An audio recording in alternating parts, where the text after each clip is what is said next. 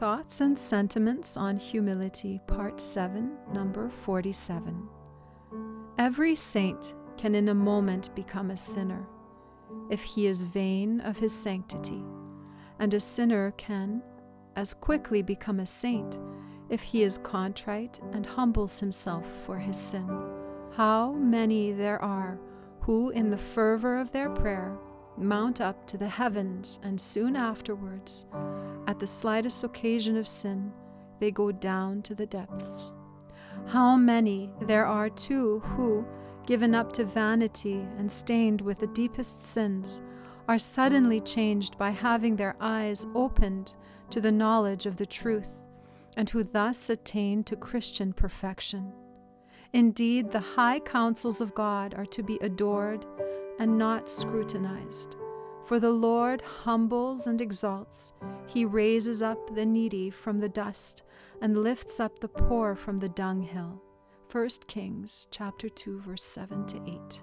Who knows if the one I judge and speak ill of may not be dearer to God than I am?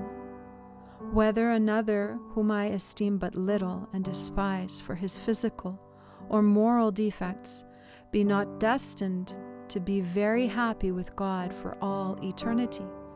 Who knows whether I may not be condemned to the pains of hell for all eternity? With this uncertainty, how can I then presume to consider myself better than any other?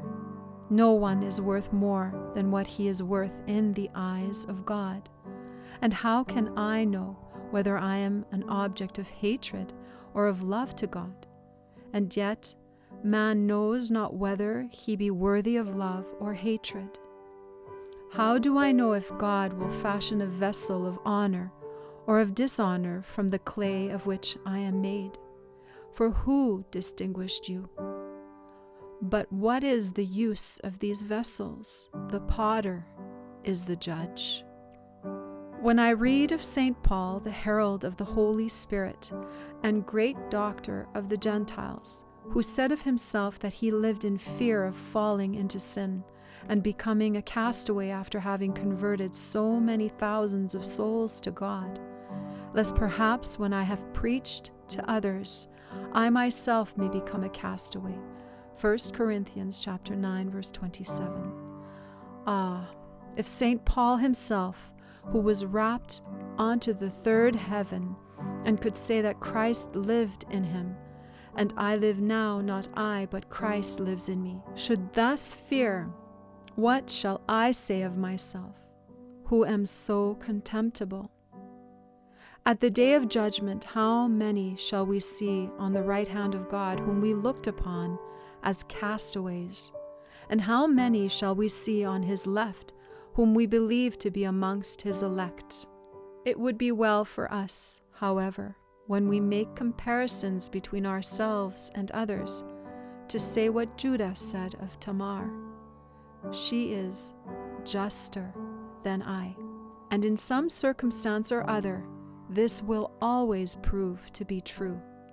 St. Thomas taught that a man may truthfully say and believe that he is worse than others, partly on account of the hidden defects which he knows that he possesses, and partly on account of the gifts of God that are hidden in others. Gentle, humble Jesus,